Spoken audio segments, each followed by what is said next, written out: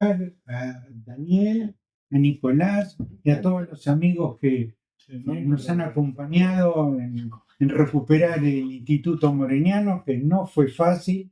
Les agradezco que hayan ido a firmar en los libros de actas y todas las veces que los molestamos, pero no había otra alternativa, porque además tenemos una estructura que tiene muchos miembros en su comisión y vocales y suplentes, y ya llegará el día que podemos modificar el estatuto y modernizarlo, pero por ahora primero lo tenemos que hacer vivir.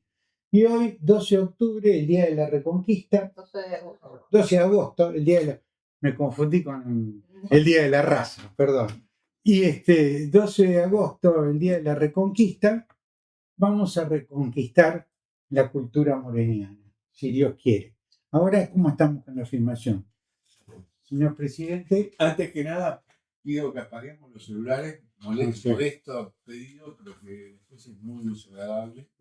Y yo, que tengo muy poca capacidad de concentración, me pierdo. Como si fuera. ¿Cómo se llama ese animalito que se sigue buscando cuando. que te patrulla, que se mira así a ver si lo ganan o no? Eso que se. Están como que tienen unos vigías todo el tiempo. Eso, suricata. Yo sé como la suricata, no. Bueno, arrancamos, muchachos. Eso sería bueno sacarlo de ahí.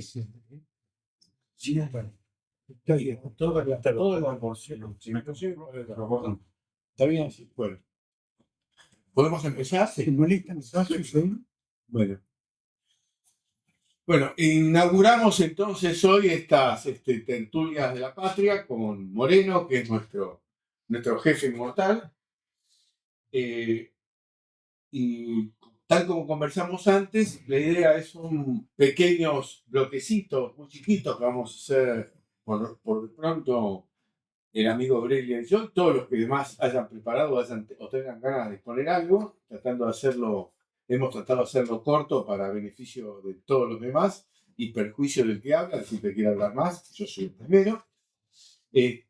Así que arrancamos en este 12 de agosto, ustedes saben, el 12 de agosto de 1806 es el día de la Reconquista.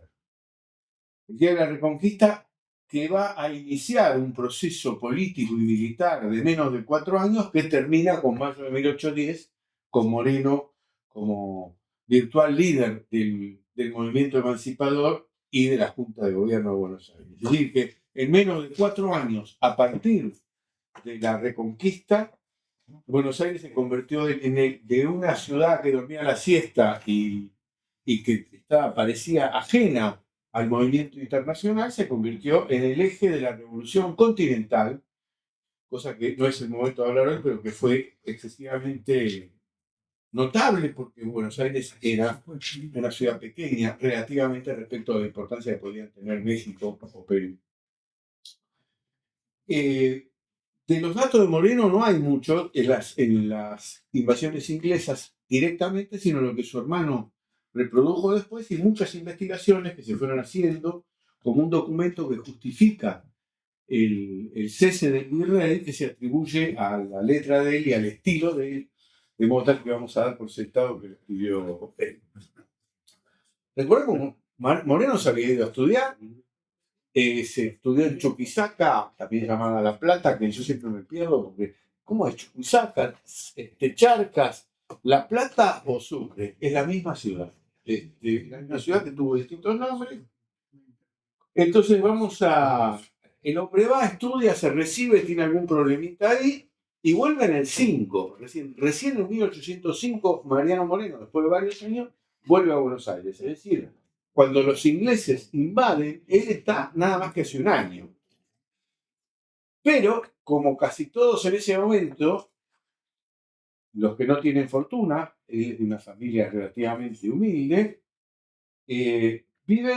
hace algún trabajo de abogado, pero sobre todo vive, como sabemos todos, de la teta del Estado. Él tiene un empleo fijo como relator en la audiencia y un empleo sospechado, porque yo los papeles nunca los vi, pero todos los de la época decían que era consejero del Cabildo, donde la figura cumbre era Alza. Dicho esto, Moreno va a decir que, primero, hace un trabajo diciendo que Buenos Aires fue una ciudad extraordinaria que se defendió de múltiples piratas, filibusteros, corsarios y escuadras enemigas que vinieron. Él lo cree, todos lo creían. En la historia no hay datos ciertos de que eso haya verdaderamente ocurrido. Esa ciudad guerrera de Buenos Aires que defendió, no es que Moreno miente, estaba en el imaginario colectivo pensar que Buenos Aires era fuente de una ciudad extraordinariamente guerrera que nadie iba a poder conquistar.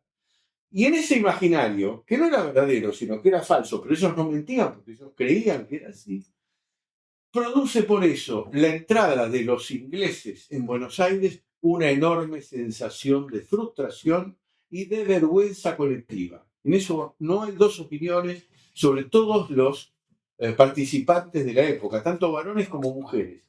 Horrorizados, qué vergüenza, qué es lo que pasó. Entonces Moreno, entre lo que escribe que la rapidez con que las armas británicas tomaron una ciudad tan considerable supone negligencia en el gobierno o indiferencia en sus habitantes. Es decir, como siempre, Moreno va a tener una claridad extraordinaria, explica largamente todo lo mal que estuvo Sobremonte, todas las cosas que podría haber hecho, todo lo que no hizo, y entonces, cuando después de la reconquista del 12 de agosto, Moreno es, según dicen muchos, el autor del texto que es el que promueve la separación del cargo de virrey de Sobremonte. ¿Y por qué tiene importancia esto?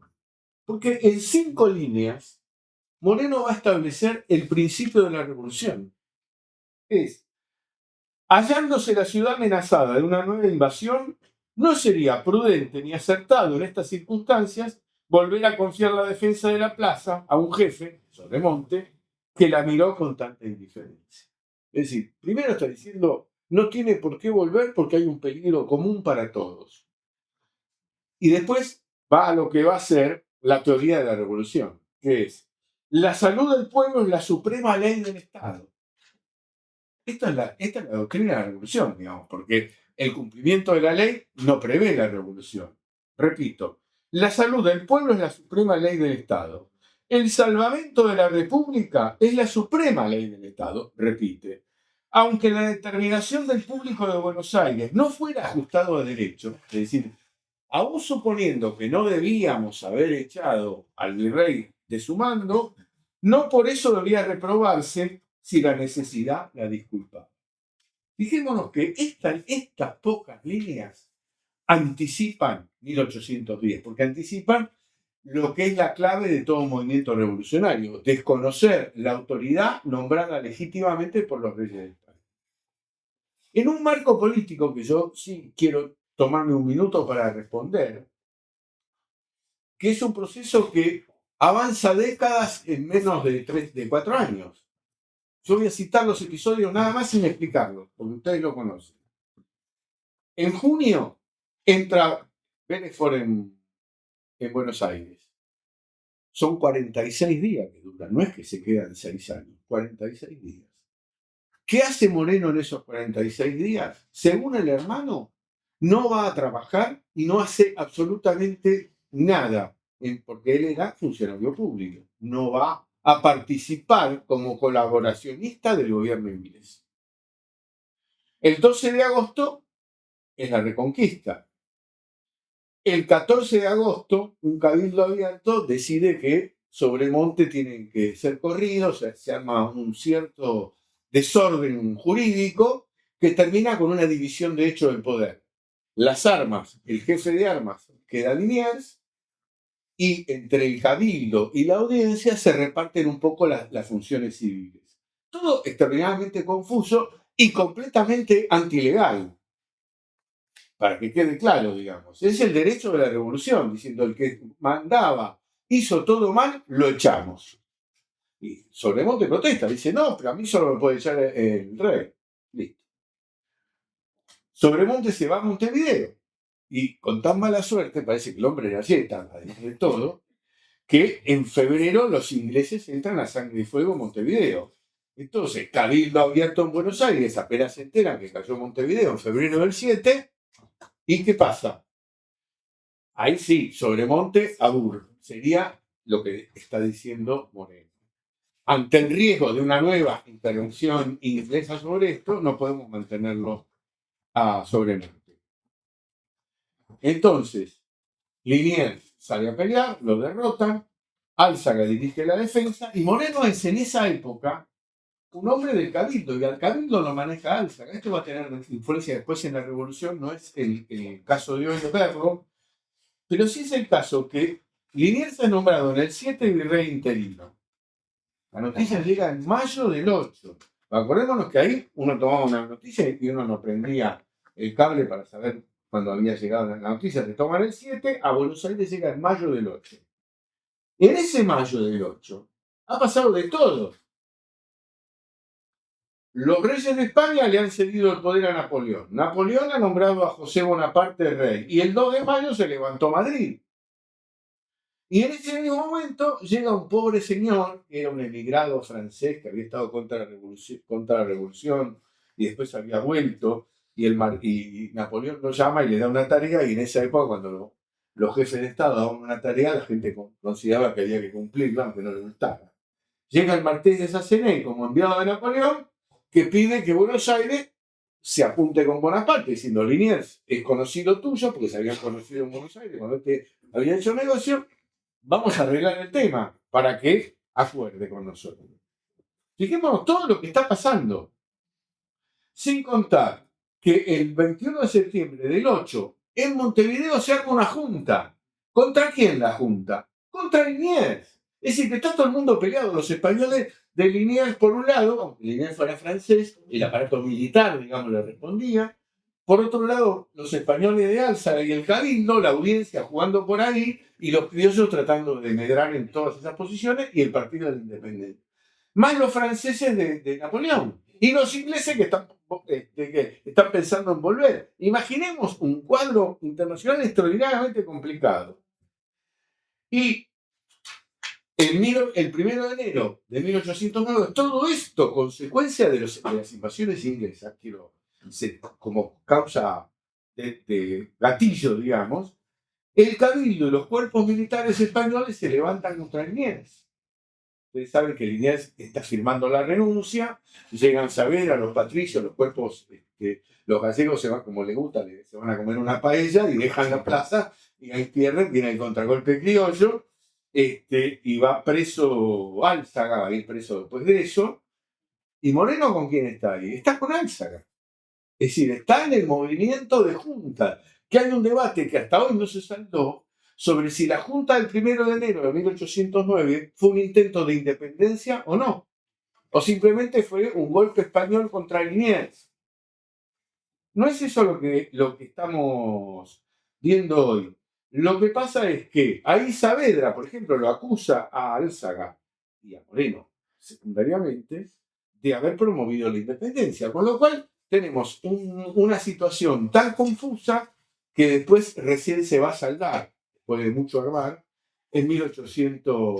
Por lo tanto, terminando, el papel de Moreno en las invasiones inglesas es el papel de alguien que escribe lo que vio y hace un análisis muy profundo, muy penetrante sobre las razones militares, no tanto sobre las razones políticas, pero sí sobre el derecho del pueblo a echar a los gobernantes que han claudicado de modo inaceptable.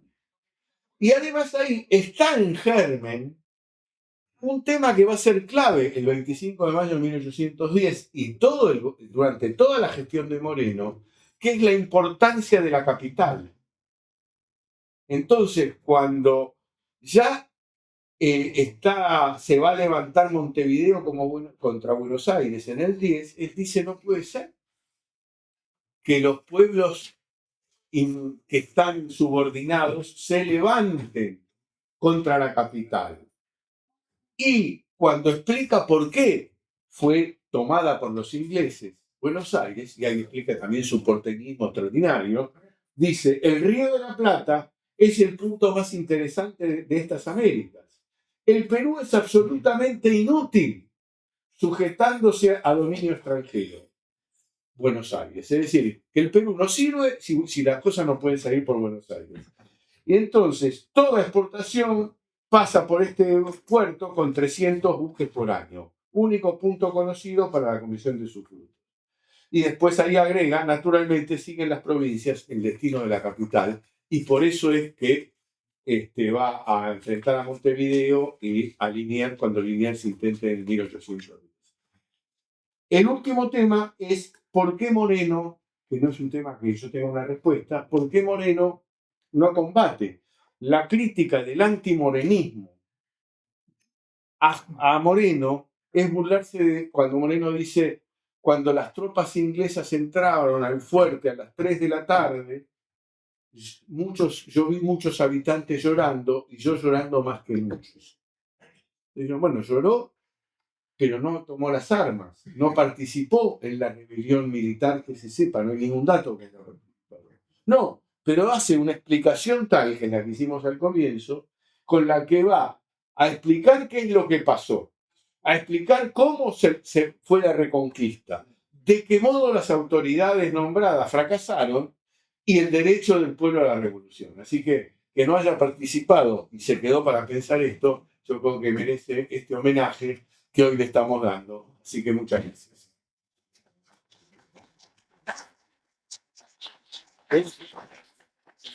¿Se está sentado o se está más cómodo? ¿No? ¿Está bien ahí? ¿Sale bien? Ah, esto le paso.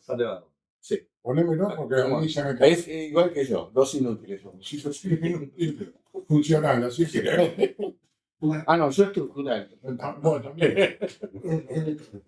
Cualquier cosa. Por este acá.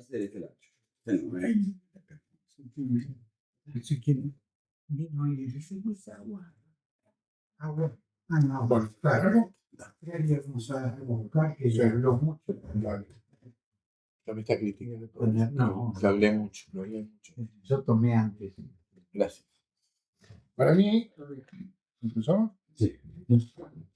Para mí es un gusto iniciar estos conversatorios del Instituto Moreniano, máximo en una situación muy especial en la que se encuentra la Argentina, donde hay una anomia y hay un desprecio total y absoluto por la ideología, por los principios, por los valores. Es una sociedad que ha perdido valores y ha perdido principios. Entonces es importante plantear desde una institución como el Instituto Moreniano para tratar de influir en la sociedad. Yo le decía que nosotros nos habíamos formado en una sociedad distinta a la actual, pero no quiero hacer ningún tipo de análisis sobre eso porque no he venido a eso. Estaba escuchando acá al amigo.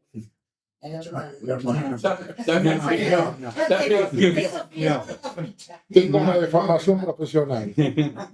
Hablando de la primera y segunda invasión inglesa. Y a mí siempre me llamó muchísimo la atención cómo puede ser que en la primera invasión inglesa 1.500 hombres tomaron Buenos Aires con un desfile militar. ¿Qué pasó? ¿Qué ocurrió? ¿Lo tomaron realmente porque no tenían capacidad para hacerlo? ¿O había un preacuerdo?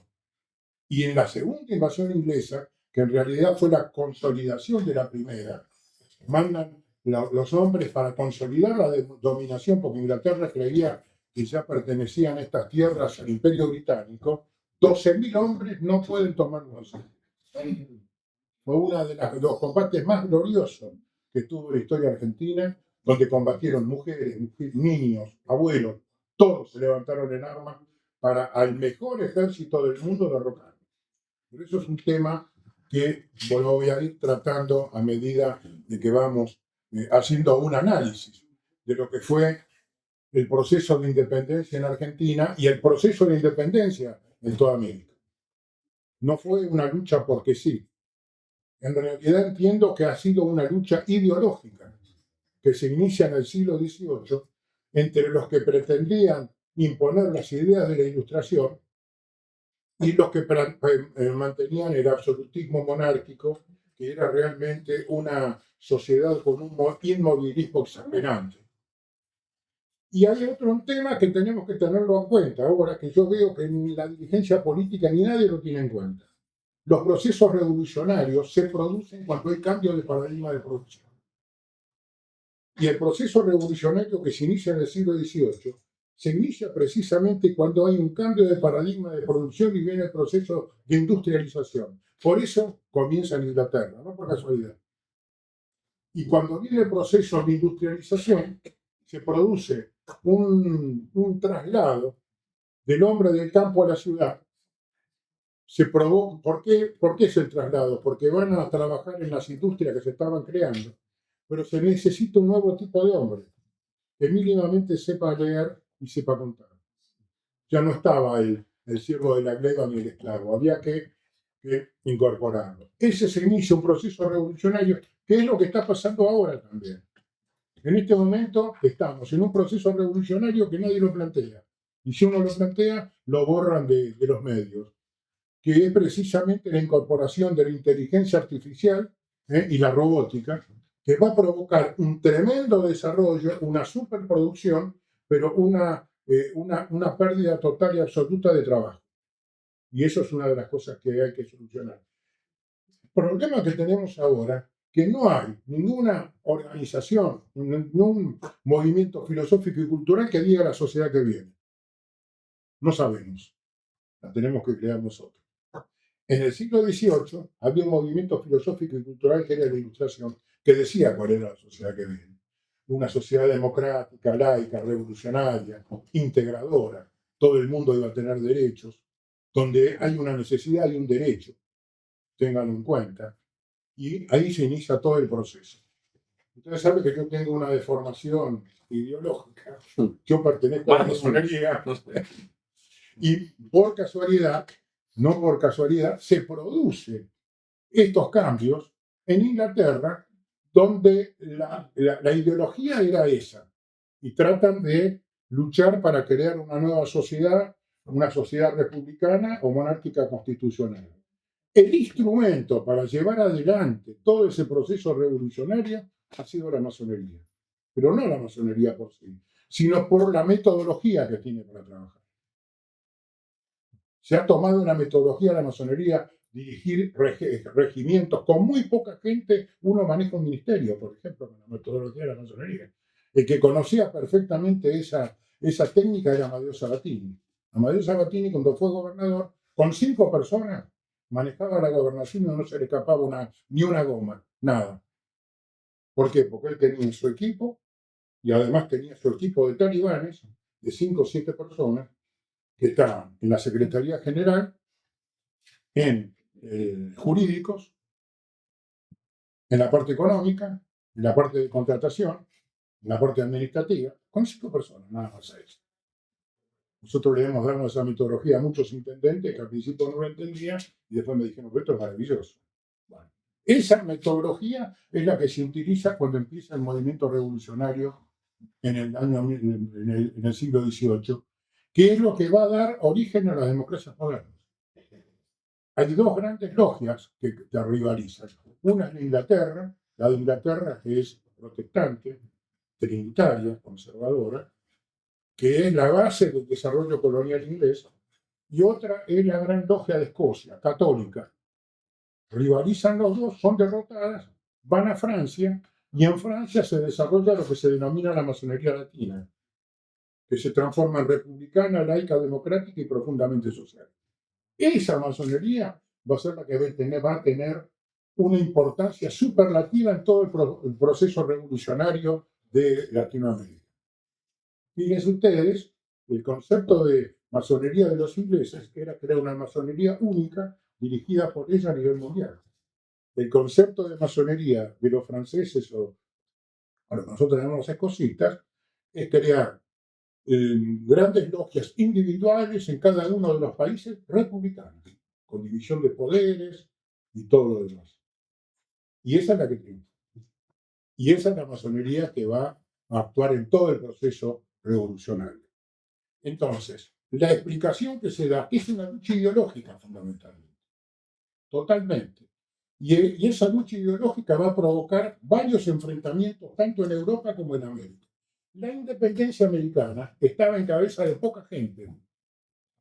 En realidad, la independencia en América es una consecuencia de la lucha ideológica que se da acá en América.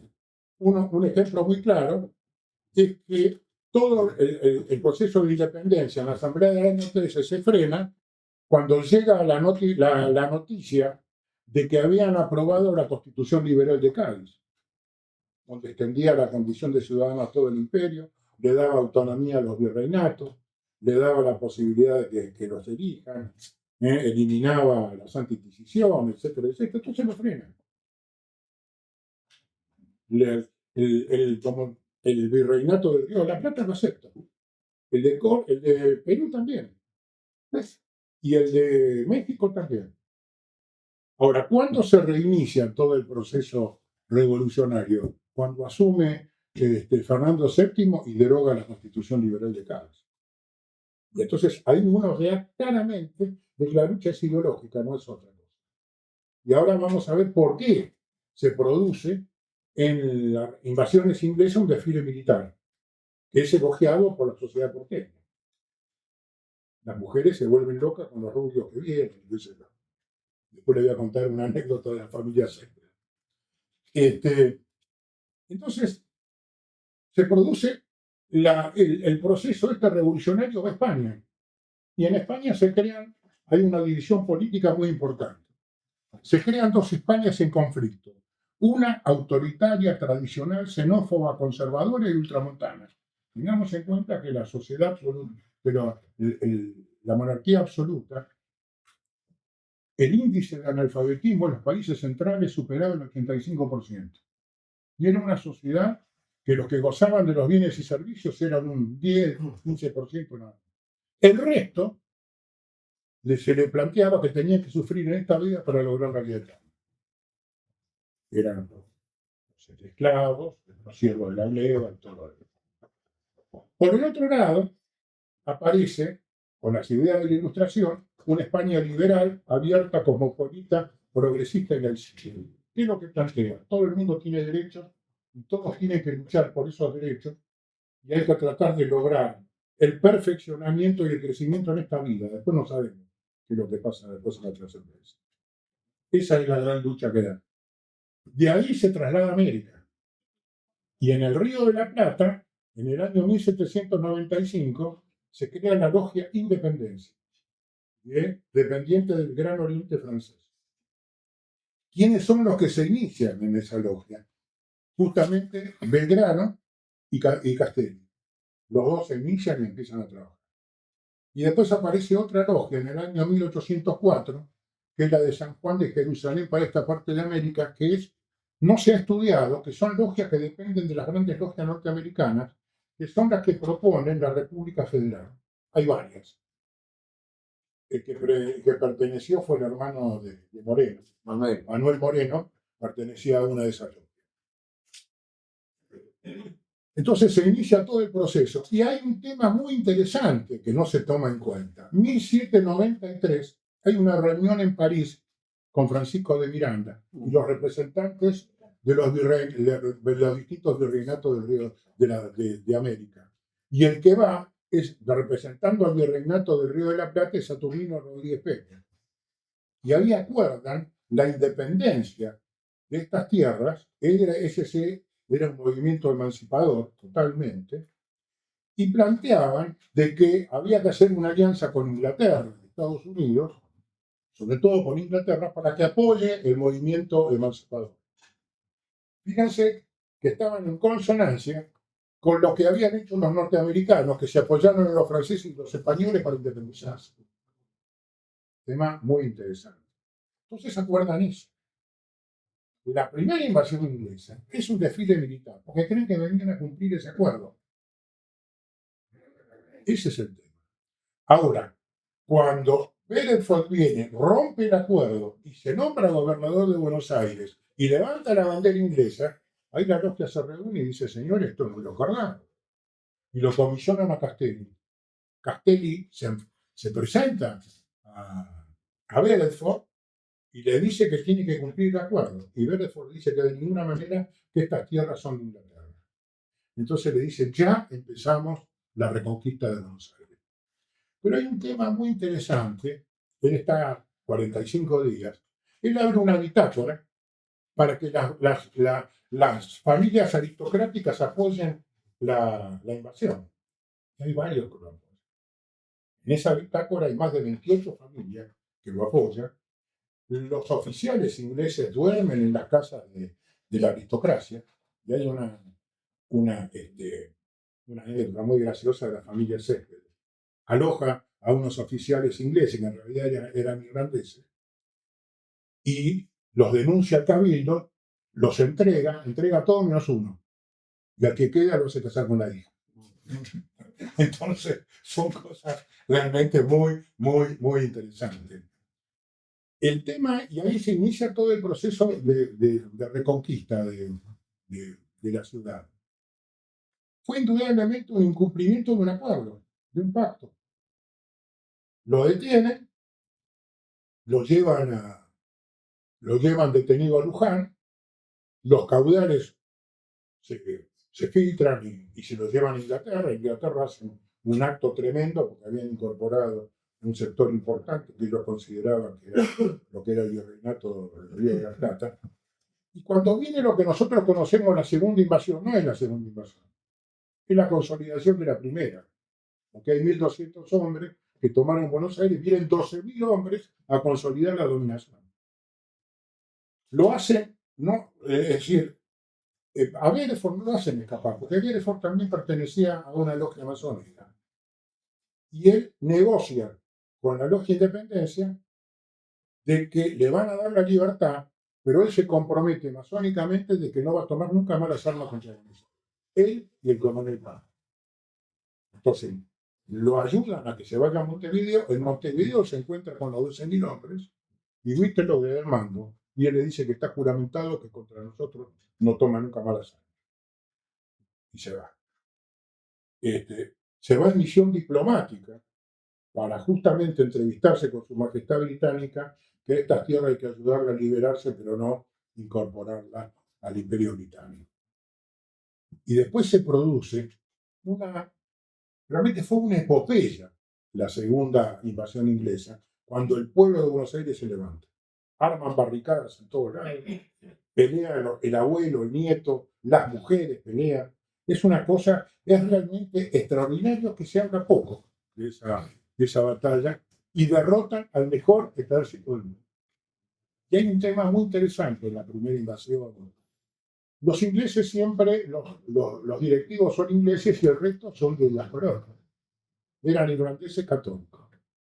Y los irlandeses católicos, cuando los que defendían Buenos Aires se ponían en los campanarios a tirar, se negaban a tirar. Y muchos de esos irlandeses se encontraron consustanciados con el pueblo de Buenos Aires porque le estaba pasando lo que le hacían a ellos, que estaban dominados. Y muchos irlandeses pasaron justamente por ejemplo, uno de ellos fue Colman, y ahí aparece el apellido Pérez Colman, que uno de los descendientes fue el ministro de Irigoyen, por ejemplo. Y ahí viene todo el proceso. La logia Independencia tuvo una actuación fundamental. Después vuelve a aparecer en mayo, pero ya presidida por Julián Álvarez. Julián Álvarez es la logia Independencia, que es la que va a enfrentar. Es el futbolista. Sí, es algo parecido. Porque acá hay que entender bien. Cuando nosotros decimos que las tropas se enfrentan españoles contra americanos, no, son todos americanos. Lo que pasa es que uno está con el movimiento de la Ilustración, que son liberales, yo no digo liberales porque acá hay una deformación del término en Argentina, y otros son los que defienden el absolutismo, pero son americanos. Por ejemplo, Belgrano, cuando se enfrenta con Pío Tristán, es americano. Goyeneche es americano. En fin. Y ahí se inicia todo el proceso revolucionario. El Cabildo Abierto del 22 de mayo, que es un tema interesantísimo analizar, es un enfrentamiento claro entre estos dos sectores. Ustedes fíjense que uno de los problemas que había en el virreinato, que solamente eran ciudadanos de España los que habían nacido en la península. El resto eran criollos y tenían derechos limitados. Y se lo ve muy bien en el Cabildo Abierto del 22 de mayo, con la propuesta del obispo Lugo. Mientras hay un español en América, gobierna él, que es el que liberta. El resto no existe. Y el otro habla de la soberanía popular. Tema muy interesante. Ahora, el 25 de mayo no fue una revolución pacífica, fue una revolución con las armas en la mano. ¿Por qué? Porque el partido de los, digamos, de los absolutistas se adelantan y forman una primera junta. En realidad era la que nosotros conocimos como primera junta y la segunda. La primera era del 24 de mayo. Cisneros, está Ichaurregui, Solá, que son absolutistas, y está Saavedra y Castelli. Ese mismo día se reúnen en la casa de Nicolás Rodríguez Peña.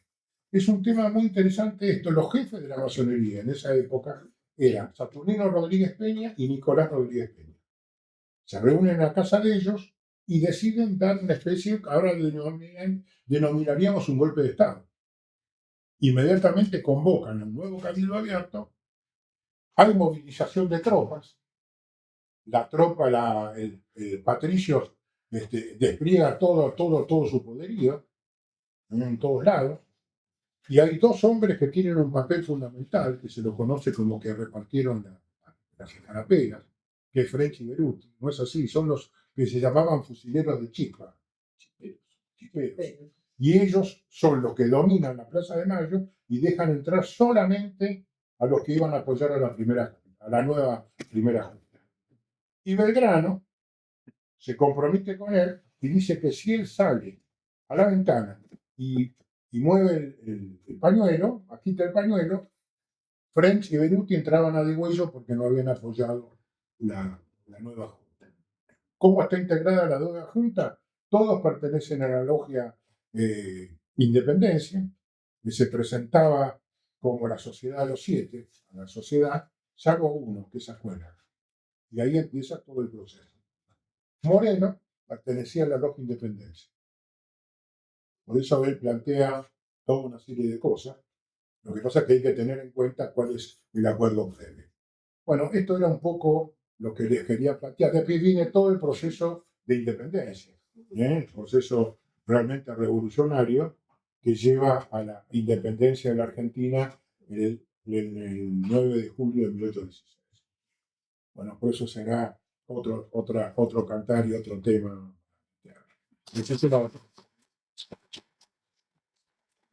Ahora, si alguien quiere hacer alguna exposición sobre el tema especial, lo puede hacer desde acá o desde su asiento, como prefiera.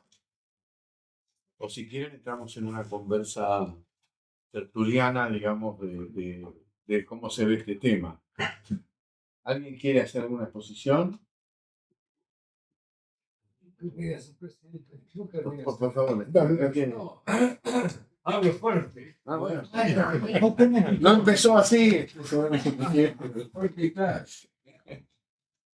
Me parece este tema muy interesante y muy interesante volver a mirar las confusiones y conceptos que hay alrededor de este periodo de la vida, de nuestra vida inicial.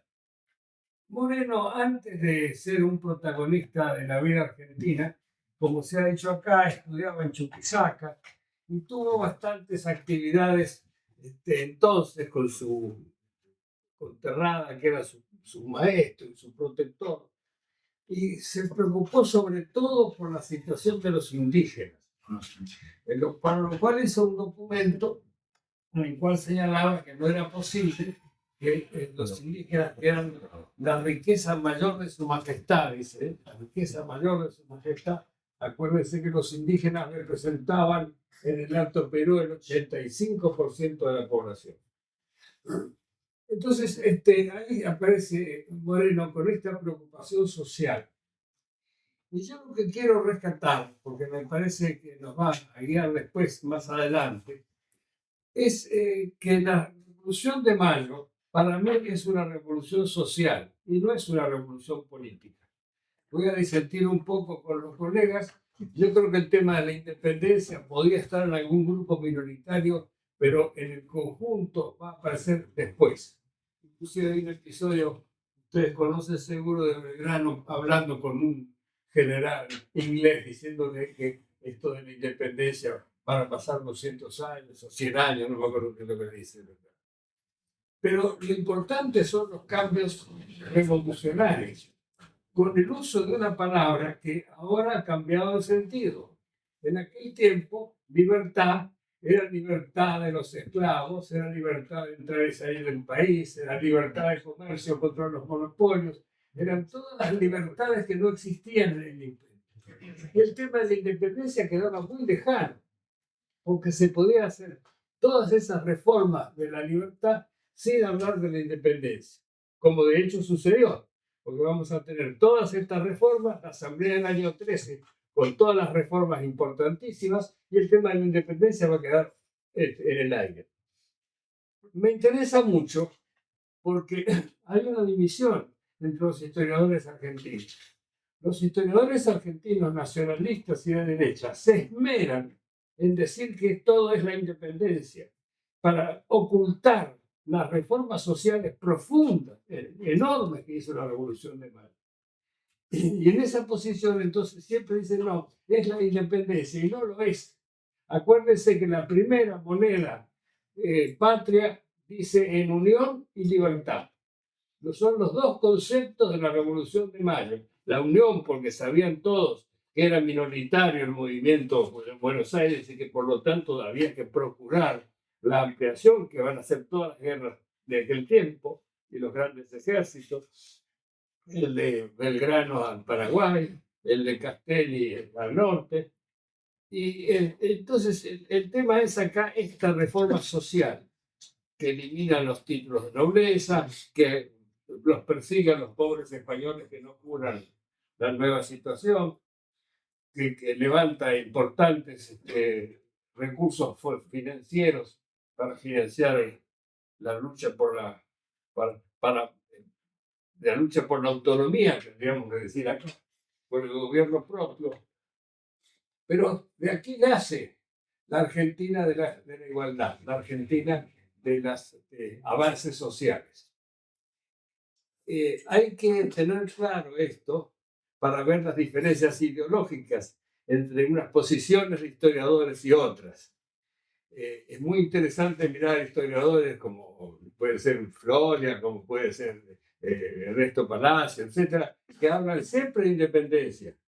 La palabra libertad va atrás, cuando en la realidad la palabra libertad fue adelante mucho tiempo y de la independencia no se hablaba. Tiene otra consecuencia, esto muy interesante.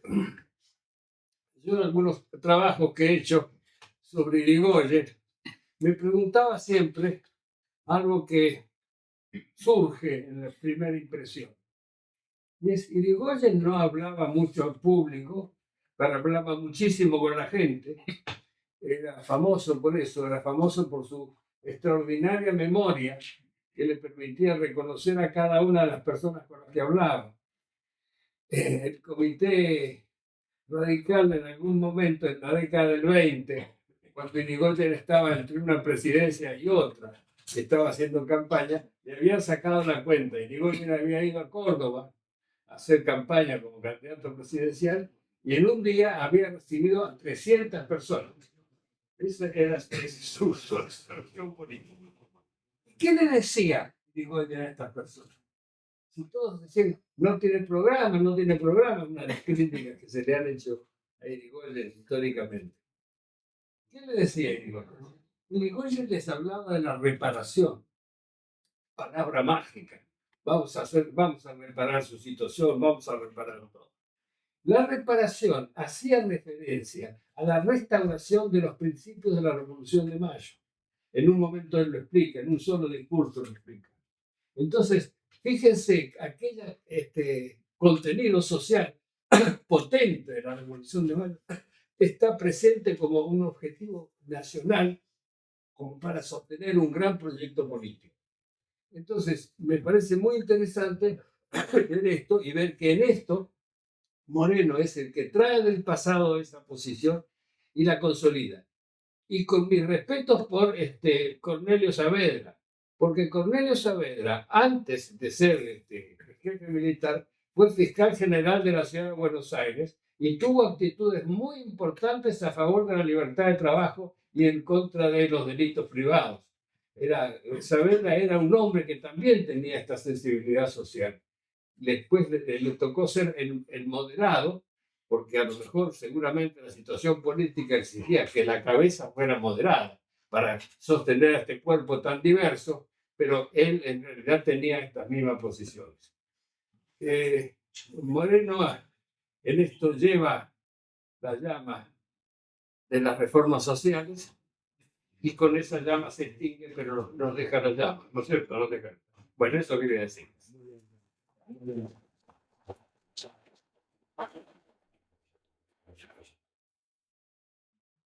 ¿Algún valiente más o alguna valiente más? Quiero preguntar qué articulación hubo entre los liberales anglicanos y los liberales de la península, de España. Si hubo alguna. La sensación que uno tiene de poco o nada de eso. En el momento de la independencia, En el momento de la independencia y los 10 primeros años. Bueno. Para la sublevación del griego. claro. Quería preguntar qué articulación hubo entre los liberales americanos y los liberales peninsulares, desde la Revolución de Mayo y hasta la sublevación del No, fue fundamental. La articulación fue de que los que respondían a esa España liberal, democrática y todo lo demás, son, por ejemplo, gente que después vino acá a liberar la Argentina. San Martín pertenecía a ese grupo. Bolívar pertenecía a ese grupo. Alvear pertenecía a ese grupo. En fin, toda una serie que forman lo que se denomina la Gran Reunión Americana. Y acá después se llaman a los que Lautaro. Todos ellos, hay toda una articulación entre la España liberal y todo el proceso de independencia en América. Después, bueno, está bien. ¿Qué declaramos de independencia y nos separamos? ¿Cómo? ¿Qué declaramos de independencia y nos separamos? En vez de continuar en extremos unidos. Por culpa de España. Cuando derogan la Constitución Liberal de Cádiz y después lo detiene y le pasa lo que le pasa al general Rafael de Riego, se abren todos. Si acá estuvo a punto de salvarse el Imperio Español, si se hubiera quedado vigente la Constitución Liberal de Cádiz. Los virreinatos la aceptaban. En la Asamblea del año 13 había 2 constituciones para jurar. 2 constituciones. Y se frenó precisamente por eso. En realidad es todo muy complejo, digamos. Hay demasiados actores y hay demasiadas contradicciones simultáneas. Por ejemplo, Argentina tenía algunos espías en Madrid que, llegado el momento, financiaron la sublevación de Riego para evitar que viniera a Buenos Aires. El destino era Buenos Aires. Buenos Aires era el corazón de la insurrección. Entonces, pusieron muchísimo dinero. Arguibel era uno de ellos, que tiene una callecita chiquitita ahí atrás, adelante del Polo. Y algún otro que financiaron con los dineros de acá.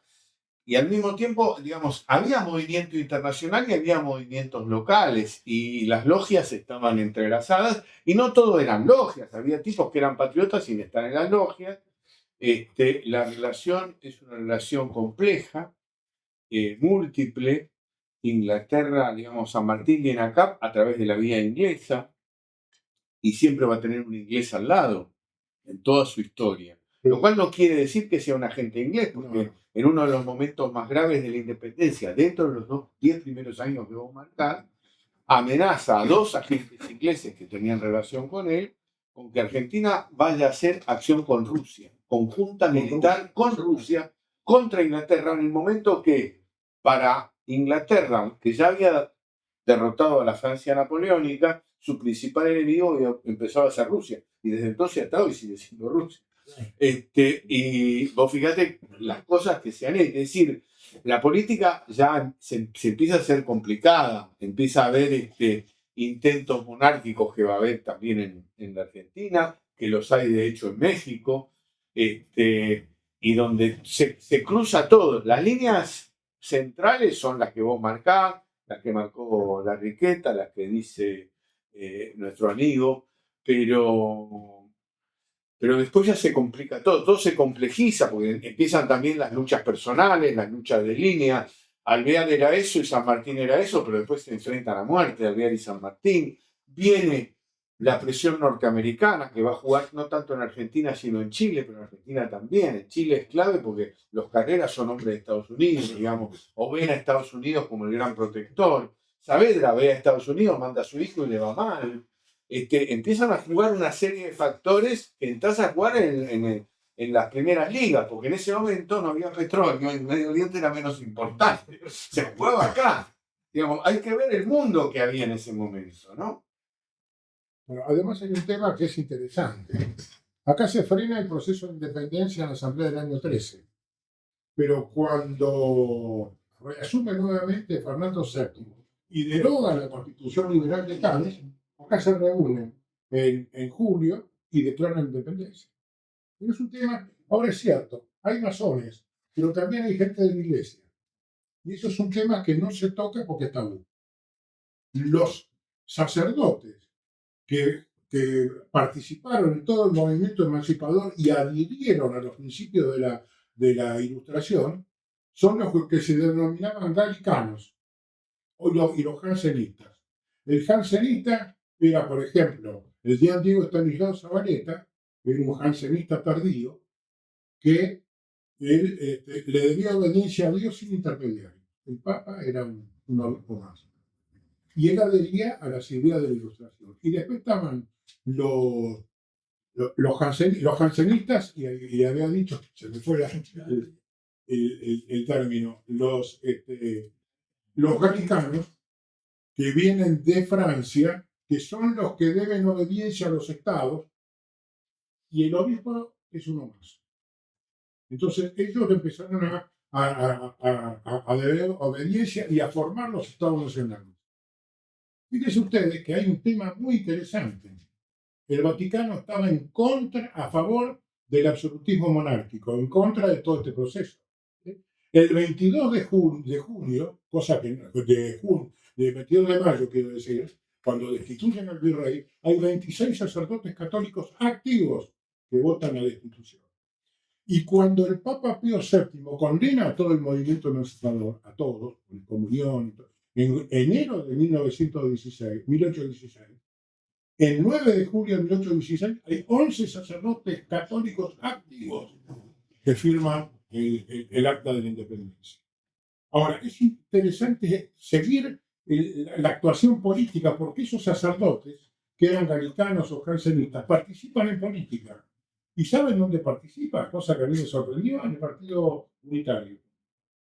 Por ejemplo, en el caso de Diego Estanislao Zavaleta, que es el que le presenta el proyecto educativo a San Martín. Y después participa en la redacción de la Constitución del 19 y del 26. Y cuando integran el colegio eclesiástico y Rosas plantea volver a restablecer relaciones con el Vaticano, ellos toman no como un centro religioso, sino como un Estado. Dice que no puede. Y entonces ahí el Deán Zavaleta y el grupo se oponen a restablecer relaciones con el Vaticano porque dicen que es un Estado que no reconoce la independencia argentina. Lo reconoce recién en 1859. También hay que recordar en este recordatorio de los liberales la cantidad de generales napoleónicos Claro, que se van a unir al proceso de independencia. Exactamente. Muchos muy conocidos. Estoy tratando de acordar, no me lo voy a acordar. Nosotros tenemos un personaje muy importante. Gracias. No, que es un sacerdote que vota la libertad de cultos en la Convención Constituyente en 53.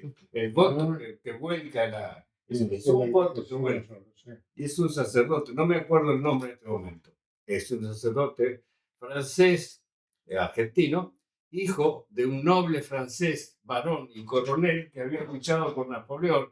Y ese padre se vino a América. Este muchacho ya nació en Río de la Plata y va a ser nada menos que el diputado que defina la votación en la Convención Constituyente del 53. Muy interesante. Además, fíjate vos que los gallicanos son los que van a imponer en la Constitución del 53 el derecho de patronato. Bueno. ¿Por qué lo imponen el derecho de patronato?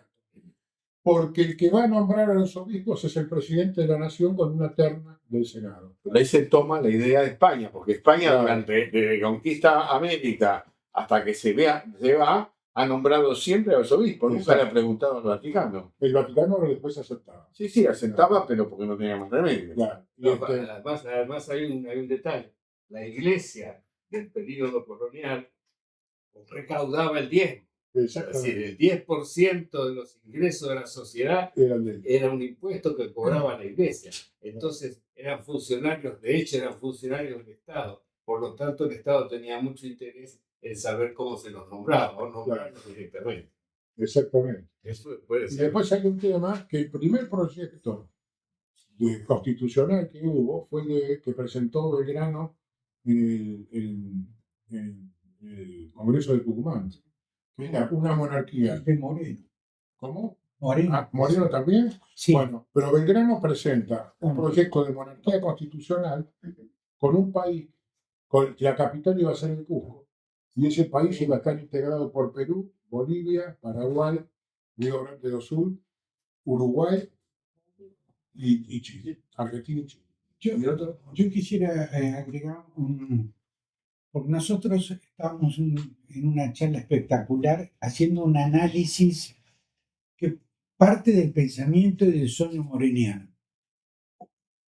Y ese sueño moreniano se concreta en 2 o 3 momentos de la historia argentina. Moreno desaparece, la asamblea del año 13 está plagada de morenistas. La generación del 37, que es la que marca el futuro de la Argentina que llega al 53, está basada en el pensamiento moreniano. La República, no quizás desde el punto de vista de la independencia, sino como decía Daniel, esa independencia es una consecuencia del cambio social y político de la época, que se concreta en el 53 con la Constitución. En ese movimiento del 25 de mayo, esa diferencia entre americanos españoles y americanos no es tan clara. Yo, por ejemplo, descubrí un ancestro Huidobro. Pero resulta que buscando encontré que Huidobro estaba casado con Gómez Oro, era el general de Quiroga. Y lo encuentro en mayo a Huidobro, pero resulta que era el tío. Este es un español, Huidobro, que apoya la reconquista fundamental, porque Huidobro asiste con las fuerzas de Montevideo y nutre de artillería y de elementos a la reconquista. Reconquista que bien claro fue popular, porque la mínima parte de la sociedad poderosa estaba flirteando con los ingleses. Y el movimiento nace en el pueblo. Esa es la primera base de Mayo, la primera base de nuestra independencia o futuro o proyecto social o cambio está en que nosotros nos sentimos popularmente parte de algo que nace en el pueblo y como contaba Daniel, los escuadrones votaban a sus jefes por voto popular, con lo cual ahí está demostrando cómo eso nace de la base de la población popular. Entonces lo que quería era recordar eso, recordar que Moreno estaba en el 10, en el 37 y en el 53. Y Lo nombraron a Irigoyen como en pensamiento moreniano, pero Alem, en el discurso de la capitalización de Buenos Aires, vuelve a Moreno, vuelve a Mayo. Alem es Mayo, y Alem es república, división de poderes, libertades, concepción social que no teníamos, que habíamos perdido y que recuperamos con Irigoyen, ¿no? Eso quería, por eso que Moreno es tan importante, porque él se nutre de ese cambio social que no es, como dice Nicolás, era como una guerra civil. Era una guerra civil, era un pensamiento de libertades, cambios sociales con un absolutismo que nos aplasta y que vuelve a surgir con los caudillos, porque de alguna manera esa concepción española totalitaria El señor feudal. nos hunde con los señores feudales. Por eso quería... Inconcebible, que es que yo sepa, el primer soviet de soldados no es el de la revolución bolchevique en 1917. El primer soviet de soldados lo hace sin darse cuenta Liniers, que era un hombre del antiguo régimen y que era él mismo de una familia noble histórica de Francia, cuando después de la Reconquista se forman los nuevos ejércitos, las nuevas compañías y batallones, y el más importante de todos es el de patricios, que tiene 1500 hombres, pero el segundo es de castas, indios, morenos y pardos, que son casi 1000, y después los vizcaínos y las tropas españolas y qué sé yo, y cuando se forma esto, Liniers dice que los oficiales van a ser nombrados por votación de los soldados. Eso es un soviet, técnicamente. Nunca había existido, que yo sepa, en algún lugar. Se hace así en 1806 y 7, o sea, en el 6 en realidad, se inicia, y entonces todos los jefes de unidades son jefes votados por sus soldados, con lo cual, teóricamente, tienen una capacidad de conducción enorme. Claro. Y aparece una cosa que sugiere Daniel con el tema de los indios, que es que apenas se produce en 1810, Moreno llama y dice a los soldados, a los más importantes de las tropas indias dentro del regimiento de castas, y dice: no puede ser que ustedes estén con las castas, si ustedes son los que primero vivieron acá. Por lo tanto, el derecho indio hace que entren ustedes con las tropas españolas y criollas, con el mismo sueldo y la misma posibilidad de ascenso. Y eso entra junto con lo que Castelli iba a decir, planteando el fin de todas las servidumbres indias, haciendo una proclama en quechua y en aymara, que no sé cómo habrán conseguido el traductor, pero que le hicieron ahí. Decir que el tema de los indios está, el tema social ahí es clave, y el tema de los negros libertos, porque en la Revolución de Mayo no solamente hay un montón de negros liberados por su valentía antes de la Revolución de Mayo, en la Reconquista, sino que va a haber un montón de regimientos de libertos, y cuando uno estudia las tropas del Alto Perú, a todos los que dicen que a los negros los maltrataron, qué sé yo, en realidad hay un relato de la batalla de Sipe-Sipe, el general español que la cuenta, es una derrota terrible para la patria, dice que si uno de los principales regimientos que tenía Rondó, que en ese momento era jefe de ejército, era el de los negros libertos, y que era lógico que lo dijera porque era una de las mejores unidades, y que en la derrota para ellos la victoria de Sipe-Sipe o de Viluma, pasaron a cuchillo a 400,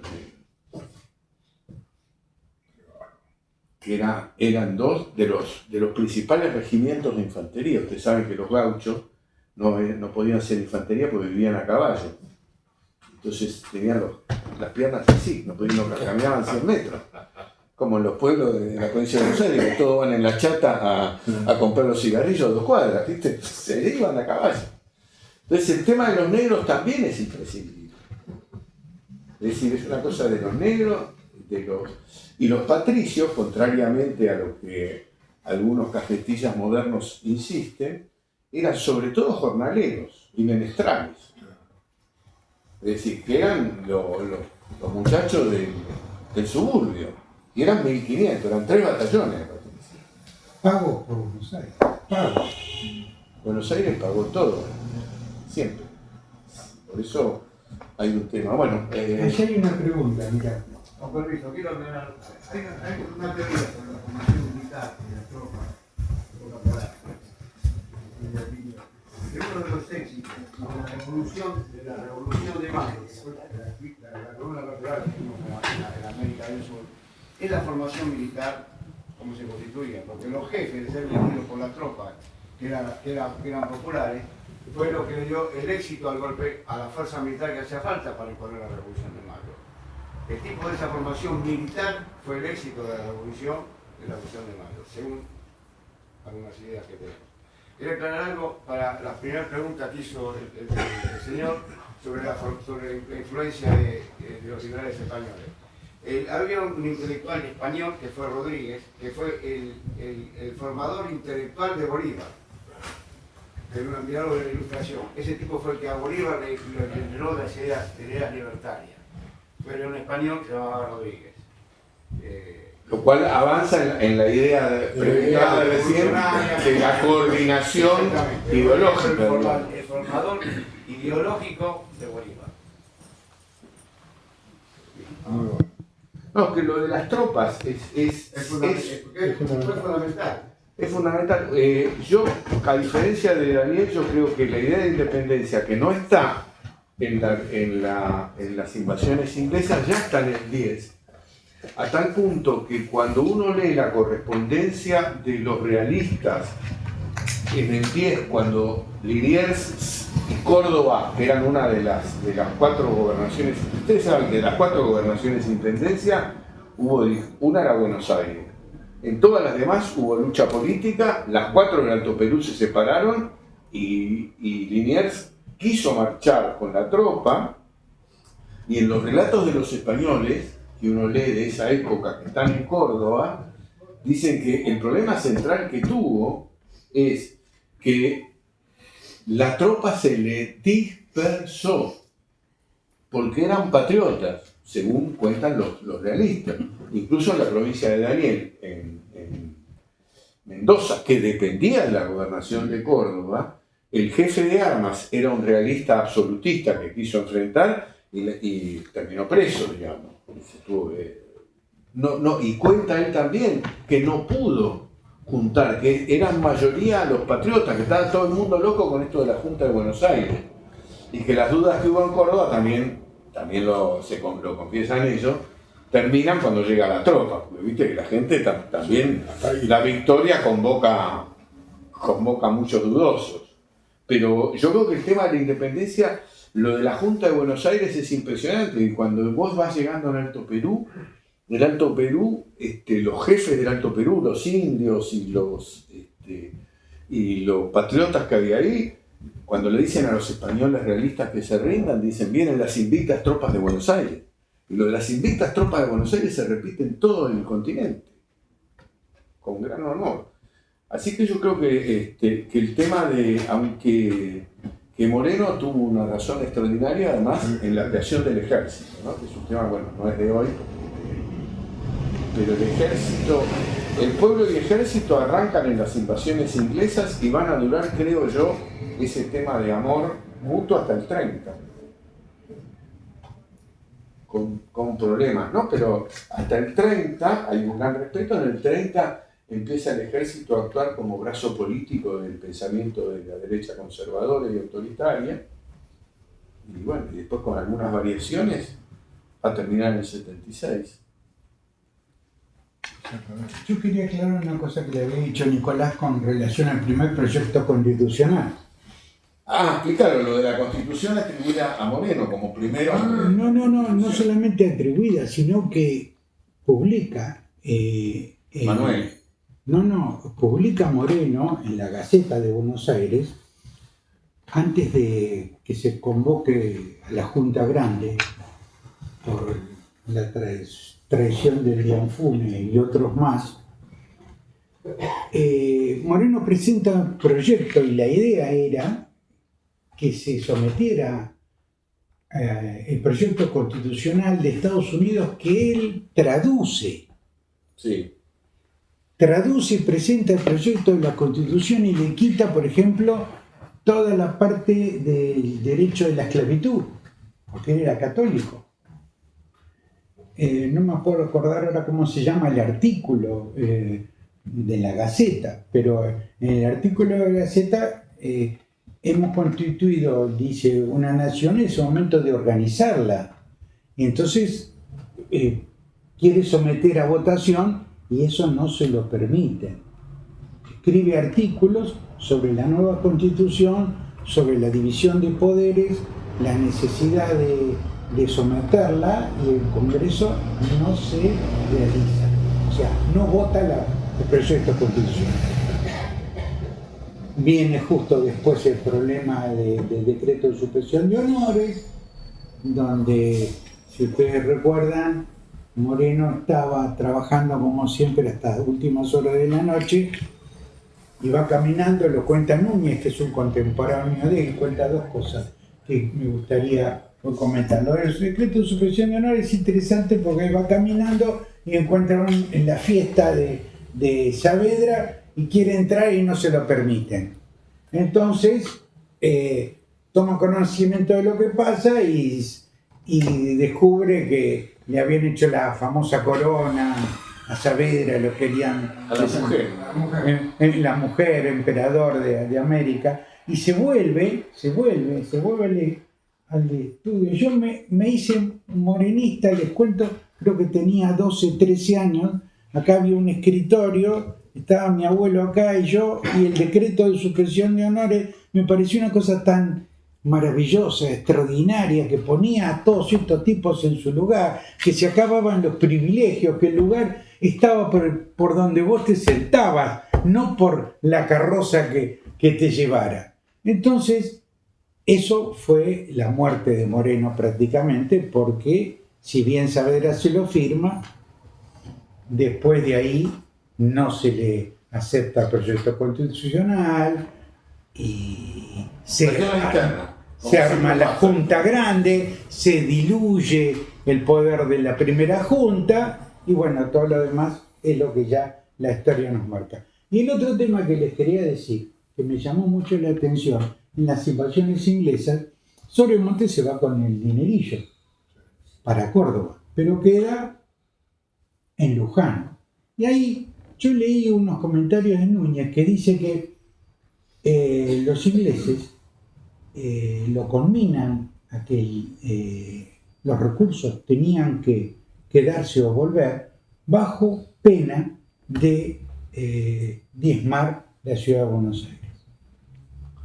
No, en realidad, eso cuenta Núñez, sí, como una anécdota. Pero en realidad lo que pasó es que, según lo que yo creo, la conclusión que saco, porque digamos, no había filmaciones, no había taquígrafo y cada uno cuenta como le conviene.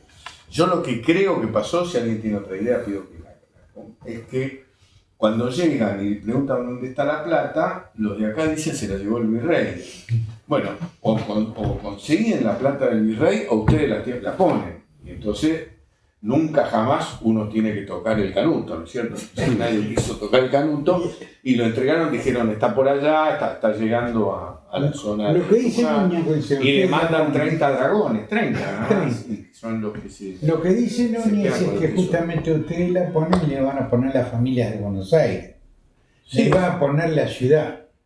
Le iba a poner la sociedad. Entonces, alguien la tenía que poner. Pero eso es una maniobra, si bien de guerra, es un terrible acto de piratería que generan los ingleses. No, pero después pierden, viene la reconquista y se llevaron la guita. Sí, pero en realidad no es un acto de piratería en serio, porque hay algo muy poco. Si ustedes leen las memorias curiosas de Beruti dice que en el año de 1805, un año antes de la invasión, el año que Moreno está volviendo de Chuquisaca, en Buenos Aires se le declaró la guerra a la Gran Bretaña, que estaba en conflicto porque España en ese momento era aliada de Francia, era Francia napoleónica, digamos, en contra de Inglaterra. Y cuenta eso Beruti. Yo no sé si, como no, me parece que en ese año no había diario, ya había cerrado el único diario que había durado un año, el de Cabello, habría que ver pero Beruti se supone que lo cuenta como un episodio verdadero en su memoria, ¿no es cierto?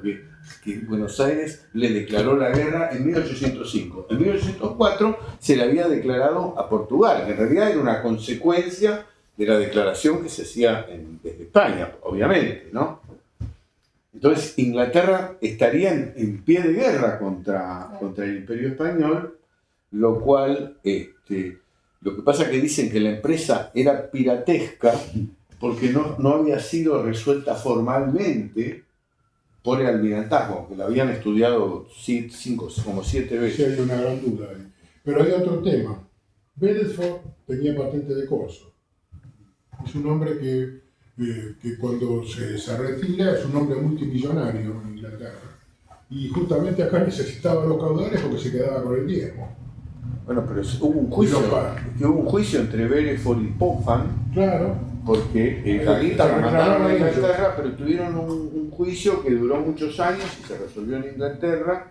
Y creo que en el juicio ese le tocaron 11.000 libras a Popham, si no me equivoco, y 7.000 y pico a Belfort, que eran libras, claro, que te digo, ¿no? Se pelearon por el diezmo.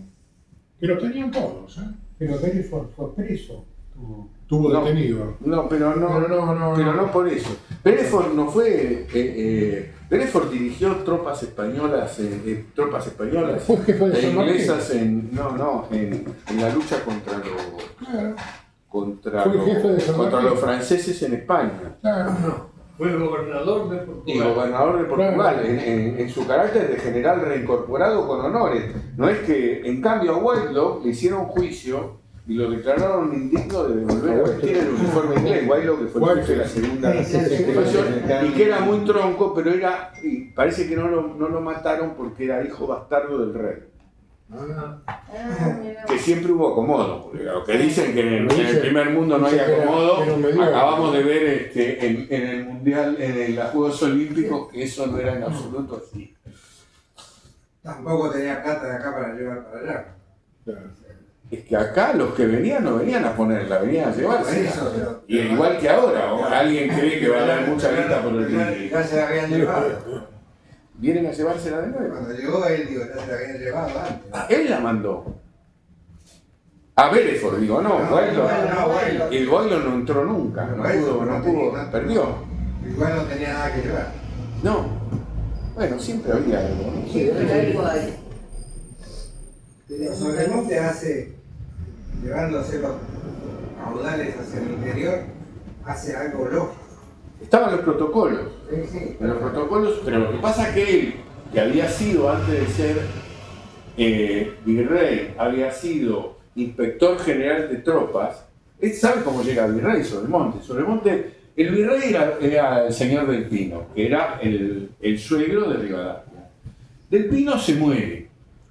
Y como en esa época las comunicaciones eran complicadísimas, todos los virreyes tenían que dejar una notita para caso de muerte con el orden sucesorio, para que fuera un orden sucesorio para que no hubiera vacancia de poder. Después el rey elegía si esto era así. Entonces, había elegido a un señor que se había muerto también, y venía como segundo Sobremonte. Asume Sobremonte y, según sus enemigos, y hay una nota mandada por un marqués de acá, que vino para acá, allá, diciendo que Sobremonte había mentido en todo, que las acequias y casas y ejército extraordinario que decía que funcionaba, que no era verdad, ni en Córdoba ni como virrey. Y como estaba muy lejos y los visitadores no podían venir porque el mar estaba en manos de ingleses, no, lo hicieron virrey gracias a sus embustes. No sé si esto era así o no, francamente. Sobremonte fue un gran gobernador de Córdoba y de Tucumán, tan bueno que violando las normas, los cabildos solicitaron al rey que le diera un segundo periodo de gobernador. Fue el fundador de la ciudad de Río Cuarto y fue el fundador de la ciudad de San Rafael en Mendoza, que se llama Rafael por Rafael Sobremonte. Bueno, igual hay un tipo que escribe, un noble español que escribe a Madrid diciendo que Sobremonte es todo mentira lo que hizo. Esto, yo lo que digo es lo que dice él. Y que en materia de ejércitos fue todo mentira, que es lo mismo que dice Moreno. Moreno, en el análisis de la caída de Buenos Aires, dice, y para justificar la echada de Sobremonte, dice que Sobremonte dijo que no hacía falta, que él tenía todo armado y que en realidad cuando llegaron acá las tropas inglesas había mandado al interior y a Montevideo casi todas las tropas y que quedaban solamente 40 hombres de tropa veterana. Eso Es decir, que lo confirma Núñez, que lo estuve leyendo, que habían mandado las tropas a Mendoza, a Montevideo, porque ellos pensaban que la invasión venía por Montevideo, que era lo más lógico. No era un capricho, era una concepción que después fracasó, pero que tenía su asidero. Pero lo que le dijeron es que Sobremonte le mostraron que los ingleses estaban viendo el puerto de Buenos Aires con lanchas y botes, y lo cuenta que se sube a una loma Sobremonte y dice que no es cierto, que es una mentira, que no pasa nada. E incluso hay una anécdota de una fiesta que hace para un hijo, un primo de él, previo a la invasión. Es la celebración del cumpleaños del novio de su hija. El novio de su hija. La celebración del cumpleaños del novio de su hija en el medio. Y Moreno escribe: Sobremonte no creía que vinieran los ingleses, y cuando le avisaron del desembarco en Quilmes se retiró a su palacio, donde sin tomar providencias ni determinación alguna, se entregó a la confusión, amargura y trastorno que le ocasionaba su impericia. Moreno dice que los buques ingleses estaban expuestos en un canal abierto, esto es una síntesis porque es muy largo lo que le escribe, que después de desembarcar tuvieron que pasar por un bañado difícil de transitar y que si de un campo bajo desde donde una artillería montada adecuadamente podía barrerlos y luego podía ser atacado por la numerosa y diestra caballería nuestra en acciones directas o de guerrilla hasta presentar en barracas una posición eficaz. Acusa al oficial a cargo que había mandado Sobremonte de huir con 600 hombres de caballería arrastrando un regimiento que venía a socorrerlo con otros 700. Y la segunda batalla en el puente de Galvez sobre el riachuelo, 400 infantes con 6 cañones y 2.500 milicianos que había fueron retirados antes de la llegada del enemigo. Los jefes eran tan militares como el marqués. Escribe Moreno sobre la cuestión. Esta es la opinión de Moreno sobre la actividad de Sobremonte y el mando militar. Y como ven, la gente debía pensar eso porque si no, no lo hubieran echado.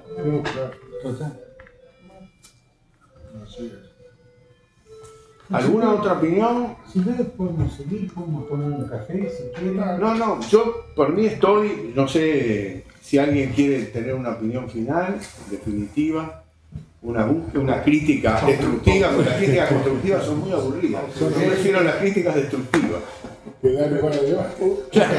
Hubiésemos, lo que confirma que son hermanos, porque si no se hubiesen peleado más. Totalmente.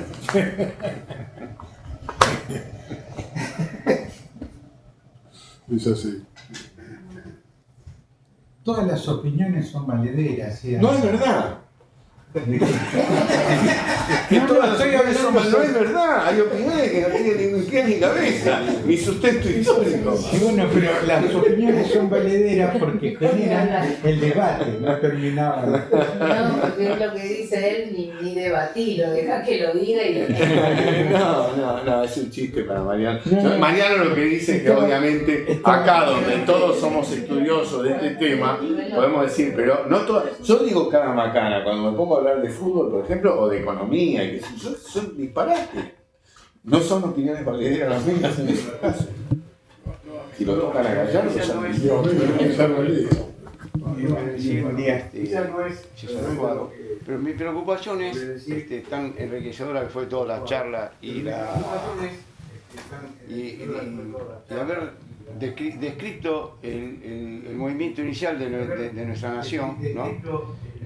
Como explicó la Riqueta, sobre los objetivos sociales, otros objetivos políticos, los objetivos de independencia y de soberanía, y el ejemplo que dio esa gente y que dio la población en general. Cuando hablamos nosotros de la lucha que fue la reconquista, de toda la lucha posterior, de la sangre derramada en este país para lograr objetivos progresistas, democráticos, revolucionarios, soberanos, que hoy en la sociedad y la dirigencia tiene conciencia de eso, funciona en ese sentido, respetamos esos principios.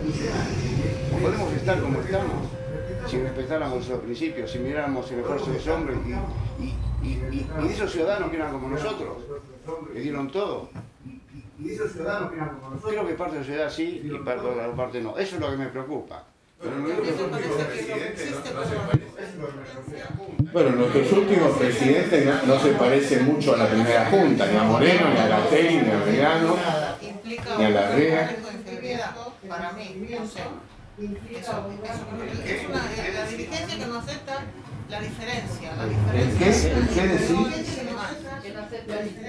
Y eso es un gran complejo de prioridad para que lo acepte. Sí, pero aparte hay algo más grave todavía, que es la crisis de valor. Eso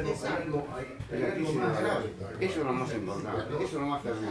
Exacto. Porque esta disidencia hizo, usted sabe que lo que ha aplicado acá siempre mismo de los principios, de los orígenes, a esa grieta entre ciudad y campo, interior y pero hay cosas que son insuperables, que son la crisis que tenemos de valores. Y no digamos, cuando hablamos de libertad, como decía la Riqueta, la libertad no es esa del más poderoso que puede acceder a todo y el que no tiene poder económico. Esa no es la libertad. Esa no es la libertad. Y esos valores se desconocen. Pero es trágico pensar que la sociedad está aceptando la destrucción de la industria, la pequeña y mediana empresa, de los proyectos de energía atómica que tenemos, de desactivar reactores nucleares, la crisis social que se crea, la desigualdad. Y no pensamos en los valores anteriores, la gente que sacrificó por superarse. Bueno, eso es todo. Pero también en la época que nosotros vemos, es decir, la época de las situaciones inglesas hasta la Revolución del 10, fue una crisis de valores. Durante 300 años los tipos que habían manejado esta cosa la manejaban los nobles tomaban sus decisiones, la iglesia tenía un papel oficial, tenía un papel determinante y la idea del nacimiento era clave, no tanto acá en el Virreinato Río de la Plata, pero también en lo que hacía al poder estatal. Y para ello fue una crisis de valores, que nosotros analizamos acá, es una crisis de valores positiva, porque se terminó con el absolutismo, la falta de libertades, la explotación de las personas, después se terminó con las servidumbres indias y se va a terminar muy rápidamente en el caso de Argentina con el tema de la esclavitud. De hecho, aunque recién los últimos esclavos se terminan 40 años después, pero de hecho no hay más introducción de esclavos. Entonces, eso fue una crisis del viejo régimen. Es decir, esa fue una crisis de valores donde ganaron valores que nosotros consideramos buenos y perdieron valores que los que perdieron consideraban buenos. Los absolutistas debían estar planteando eso. ¿Qué crisis de valores? ¿Cómo puede ser que ahora un criollo pueda querer gobernar sobre España? ¿Cómo puede ser que se vaya a la libertad de vientre? ¿Cómo puede ser que se vaya a la libertad? Claro, a todo ese tema, ¿no? Y a la diversión. Entonces yo creo que hoy lo que está en crisis es un esquema de valores que es el heredero de 1810 finalmente. Totalmente, pero hay una cosa que yo te quiero decir, fíjate vos, en estos pequeños grupos, que no son tan pequeños, nosotros estamos tratando de resaltar y de subrayar esos valores. que también se perdieron desde el 10 al 53, o esos personajes que degollaban. El padre de Avellaneda, Marco, que fue muerto en su casa mientras el hijo estaba allí, fue decapitado y la cabeza la pasaron por el pueblo de Tucumán. Había otros valores ahí también, y falta de muchos valores. Esa falta de libertad no fueron dos años, 6 meses, fueron décadas de persecución, décadas de divisiones, y eso se superó. Entonces, el asunto es mantener esa llama viva, aunque sea en pequeños grupos, porque esa llama se multiplica y en algún momento florecerá. Por eso yo a veces digo, no le tengo temor a las crisis temporales que van o vienen, porque en la medida que uno mantenga, aunque sea en pequeños grupos, esas ideas republicanas, liberales, no de las liberales de acá, liberalismo social, como yo le llamo, liberalismo con un concepto social. Entonces no hay que temerle, lo que hay que hacer es fomentar todo lo que se pueda. Así que vamos a hacer más conferencias de este tipo y vamos a sacar nuestros carnets, etc. A mí me parece que lo que estas enseñanzas, lo que tiene que enseñar es a discernir de que los enemigos se transforman. No es el absolutismo, pero es otra forma de enemigos. Y lo que tenemos que discernir es eso, tener la inteligencia, con los valores originales tenemos que enfrentar a los nuevos enemigos, esos valores originales. Por esos valores éticos se mantienen. Lo que es la soberanía nacional, lo que es el progresismo, lo que es la democracia. Claro. Y tenemos que enfrentar a los que perjudican esos principios. Eso es lo que confunde. En la forma, yo te diría que perfecto, pero que los valores que nos da Mayo no pueden ser repitiendo lo de Mayo, porque la sociedad es otra. Entonces es cómo actualizamos, cuál es la actualización de esos valores que nos lleven a la construcción de un país que mantenga su autonomía, como lo hizo Moreno todo el tiempo, que luche por lo social, como intentó Moreno todo el tiempo, y que luche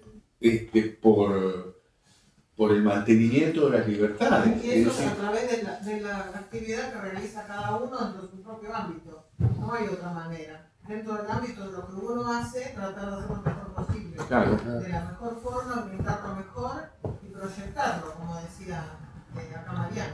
Y como dice Breglia, buscar las formas novedosas de la recreación.